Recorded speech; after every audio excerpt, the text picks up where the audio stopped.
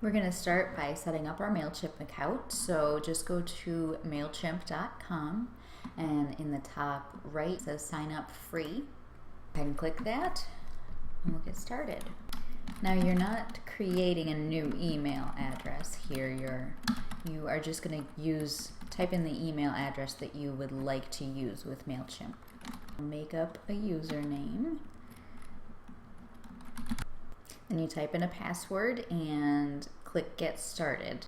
Then check your email because they sent you a link that you'll have to click on in order to activate your account.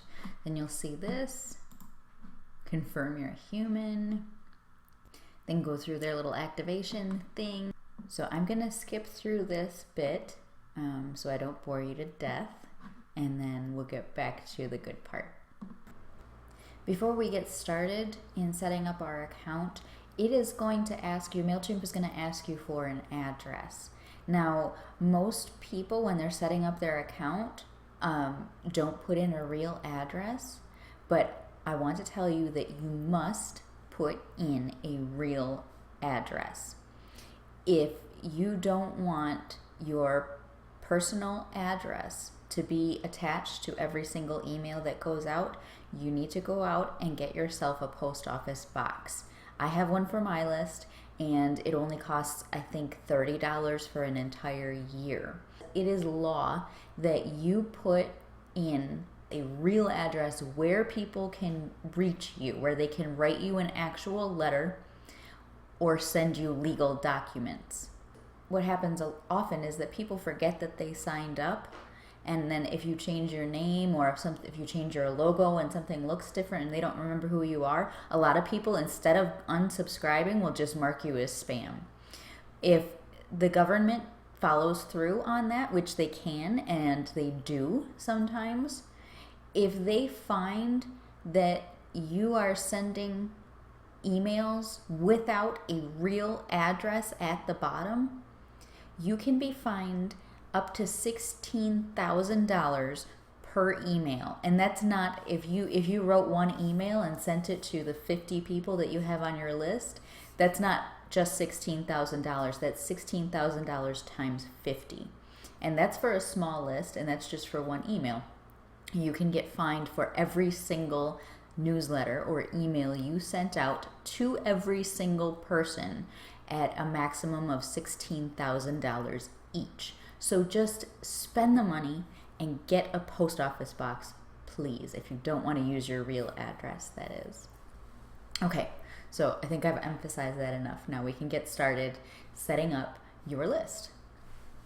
So in the dashboard, this is where you're going to be. It's going to give you this little tour that you can go through. It's probably good to go through if you're using it for the first time.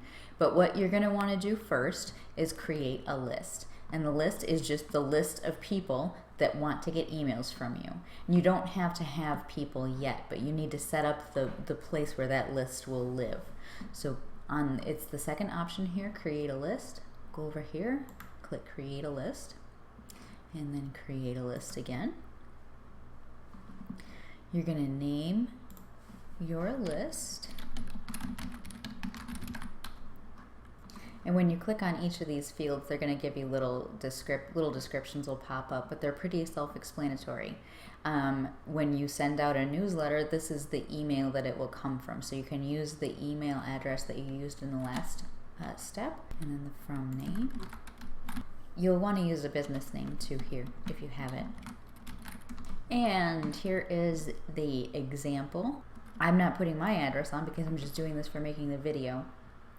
But on my real lists, I have my real post office box. And you don't have to have the phone number there. And the notifications here are just, they will email you when somebody subscribes or unsubscribes. So just click save, and then your list is ready to go. The first thing you should do once your list is created is add a subscriber. You're going to subscribe to your own list here with your name and email address, and this is going to be so that you can see what your emails look like, make sure there's no problems when they're sent out, and you can test everything right now before you have anybody else on your list and make sure everything looks good and works well. So I'm just going to go ahead and do that, and then we'll move on to the next step. And the next thing you're going to need to do is set up your sign up forms, but we're going to go over that in the next video.